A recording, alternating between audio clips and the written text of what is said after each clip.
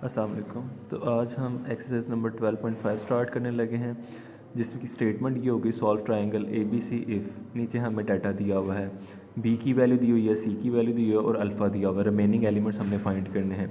अब देखिए यहाँ पे दो साइड्स हैं, एक एंगल है। लास्ट टाइम भी हमारे पास कुछ इस तरह की सिचुएशन होती थी, दो साइड एक एंगल, या फिर ऐसा भी होता था कि दो एंगल और एक साइड होते थे, तो हम लॉ ऑफ साइन अप्लाई कर लेते थे। लेकिन यहाँ पे हम लॉ ऑफ साइन अप्लाई नहीं कर सकते। अब उसकी वजह क्या है?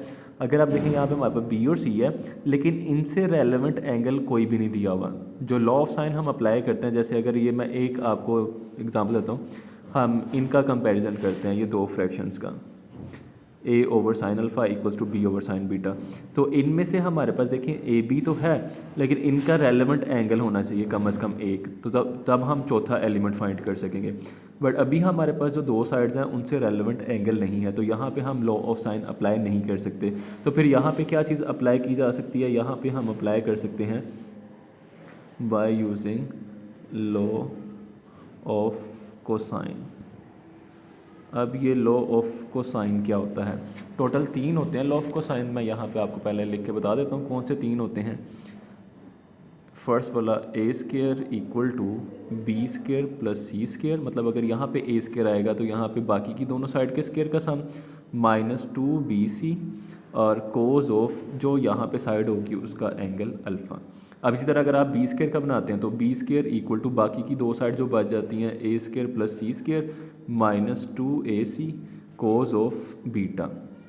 नेक्स्ट जो है वो आ जाएगा C square equals to A square plus B square minus two A B cos of gamma. ये तीन लॉ ऑफ कोसाइन होते हैं। अब हम हमारी सिचुएशन को देखते हैं, वहाँ पर कौन सा वाला फॉर्मूला अप्लाई किया जा सकता है। अच्छा जी, अब जो हम सिचुएशन देखते हैं उसमें हमारे पास बी की वैल्यू है, सी की वैल्यू है और अल्फ़ा है। तो अगर अल्फ़ा दिया हुआ है तो हमें फिर कौन सा अप्लाई करना चाहिए? ए स्केयर वाला, क्योंकि ए हमने फाइंड करना है। तो यहाँ पर A square equals to B square plus C square minus two B C cos of alpha. हमने इसमें से ए फाइंड करना है, तो बाकी सब की वैल्यूज पुट करनी होंगी। यहाँ पे आ जाएगा 59 square plus 34 square minus two into B की जगह 59 और सी की जगह 34 और कोज ऑफ अल्फ़ा की जगह 52 डिग्री।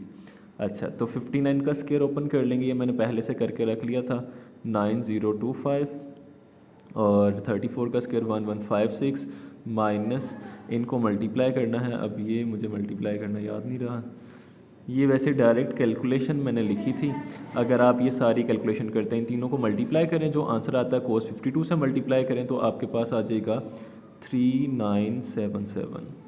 उसके बाद आप ये सारी कैलकुलेशन करेंगे कैलकुलेटर पे तो आपको मिलेगा 6204। और यहाँ पे चल रहा था ए स्क्वायर टेकिंग स्क्वायर रूट, हम ए की वैल्यू फाइंड करना चाह रहे हैं, तो ए की वैल्यू आपके पास आ जाएगी 78.76। ये ए फाइंड हो गया है।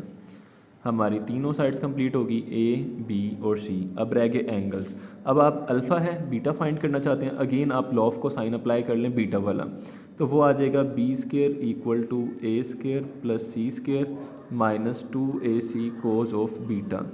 अब की बार आपके पास बी है, ये आपने नहीं फाइंड करना, आपने तो इसमें से बीटा फाइंड करना। तो फॉर्मूले को रीअरेंज इस तरह करते हैं, ये जो नेगेटिव टर्म है इधर आके पॉजिटिव हो जाएगी, 2ac कोज ऑफ बीटा। हम कोशिश करेंगे बीटा को सेपरेट किया जाए, ए स्केयर प्लस सी स्केयर, और वो जो बी स्केयर था यहाँ आकर माइनस का हो जाएगा, और ये जो 2ac इसके साथ मल्टीप्लाई हो रहा है यहाँ आकर डिवाइड हो जाएगा। तो A square plus C square minus B square over 2ac। अब आपने यहाँ पर वैल्यूज़ पुटअप कर देनी है, तीनों साइड्स आपके पास हैं। ए की वैल्यू 78.76 स्क्वेयर, और उसके बाद प्लस सी की जगह आ जाएगा 34 स्क्वेयर माइनस बी की जगह 59 स्क्वेयर ओवर 2। ए की वैल्यू है 78.76 और सी की वैल्यू 34 थी, 34। अब ये आपने कैलकुलेशन करनी है कैलकुलेटर पे, ये सारी कैलकुलेशन करके ना आपके पास एक आंसर आ जाएगा पॉइंट में। इधर होगा कोस बीटा, आपको बीटा फाइंड करना है, कोस वहाँ जाकर इन्वर्स हो जाएगा, कोस इन्वर्स उस वैल्यू का फाइंड कीजिएगा, आपका बीटा का आंसर आ जाएगा। डिग्री वाला बटन प्रेस कर लेना तो डिग्री के अंदर आपके पास आंसर आ जाएगा। और फिर जो तीसरा एंगल होगा वो आप alpha plus beta plus gamma equals to 180 degree ये अप्लाई करके फाइंड कर लीजिएगा। तो इस तरह आपके सारे एलिमेंट्स फाइंड हो जाएंगे। ठीक है, ये लॉ ऑफ कोसाइन होता है। अब ये क्वेश्चन नंबर 1 हो गया है। इससे रेलेवेंट और भी कुछ क्वेश्चंस हैं, एक मैं पार्ट और कर देता हूँ जो कि अंडर रूट की फॉर्म में है, और बाकी फिर आपने ट्राई करना है खुद से। अच्छा, अब आपका एक और क्वेश्चन है, वो है a equals to under root 3 minus 1, b equals to under root 3 plus 1 and gamma equals to 60 degree. अब फिर यहाँ पे आपको लॉ ऑफ कोसाइन अप्लाई करना पड़ेगा क्योंकि इनसे रेलेवेंट एंगल नहीं दिया हुआ। तो आप यहाँ पे सबसे पहले जो लॉ ऑफ कोसाइन अप्लाई करोगे, आपको c फाइंड करना है। C square equal to A square plus B square minus 2ab cos of gamma. Values को पुटअप कर दें। a की जगह under root 3 minus 1 whole square plus b की जगह under root 3 plus 1 whole square minus 2 into A की value under root 3 minus 1, B की value under root 3 plus 1 और कोज ऑफ 60 डिग्री गैमा की वैल्यू पुट कर दी।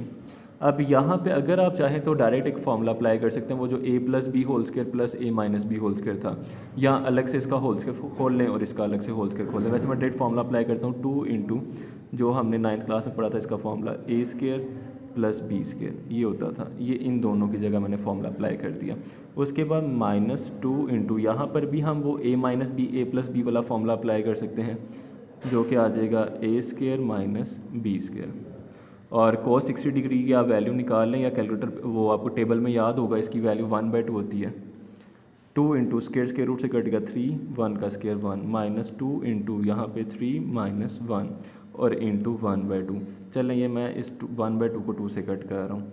2 into 4 minus ये दोनों को सेपरेट किया 2 बचेगा, 2 4 जार 8 माइनस 2 जो कि आ जाएगा 6। इधर से आ रहा था सी स्केयर टेकिंग स्क्वायर रूट, तो सी की वैल्यू आ जाएगी अंडर रूट 6। ये सी फाइंड हो गया। अब सी के बाद रह गए आपके दो एंगल्स। एंगल फाइंड करने के लिए आप फिर से वही लॉ ऑफ कोसाइन अप्लाई कर लो, जो कि आपको अगर गैमा दिया हुआ है, चलो अल्फ़ा वाला कर लो आप, a square equals to B square plus C square minus 2bc cos of alpha. अब क्योंकि इसमें से अल्फ़ा फाइंड करना, अगेन आप फॉर्मूला को रीअरेंज कर लें। ये जो अल्फ़ा वाली टर्म है कंप्लीट, पहले तो ये नेगेटिव है, यहाँ आकर पॉजिटिव हो जाएगी और इधर आ जाएगा B square plus C square minus A square. वो जो ए स्केयर इधर आ गया, 2bc मल्टीप्लाई हो रहा है, यहाँ आके डिवाइड हो जाएगा B square plus C square minus A square divided by 2bc। अब आपने क्या करना है, यहाँ पर वैल्यूज़ को पुटअप कर देना है, जो b की वैल्यू है, c की वैल्यू है, a की वैल्यू, वो सारी कैलकुलेशन करने के बाद, और इसमें आप पॉइंट में कर सकते हैं कैलकुलेशन। मतलब अगर आप b की वैल्यू पुट करना चाह रहे हैं तो b की वैल्यू क्या थी, अंडर रूट 3 प्लस 1। आप कैलकुलेटर पे ना अंडर रूट 3 प्लस 1 लिखें, पॉइंट के अंदर जो भी वैल्यू आती है 0 पॉइंट समथिंग या 2 पॉइंट जो भी आएगी, ये 2 पॉइंट समथिंग की आएगी, वो आप निकाल लें, यहाँ पे वो फॉर्म में पुट कर लें ताकि आपको ज़्यादा लंबा काम ना करना पड़े, वरना फार्मूलाज वगैरह अप्लाई करने पड़ेंगे फिर से, क्योंकि एंगल है ना।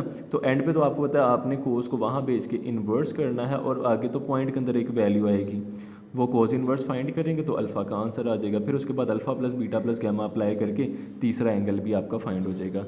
तो ये जो है हमारा, मेरे ख्याल से आपके क्वेश्चन जो है ना शुरू वाले, वो सारे हो जाएंगे। और आगे फिर क्वेश्चन जो आगे स्टार्ट होगा सेकंड, यानी इसका जो पार्ट होगा एक्सरसाइज का, उसमें लॉ ऑफ टेंजेंट है। तो अभी आप इतना कर लें, उसके बाद फिर नेक्स्ट लेक्चर के अंदर मैं लॉ ऑफ टेंजेंट भी अपलोड कर दूँगा। अल्लाह हाफ़िज़।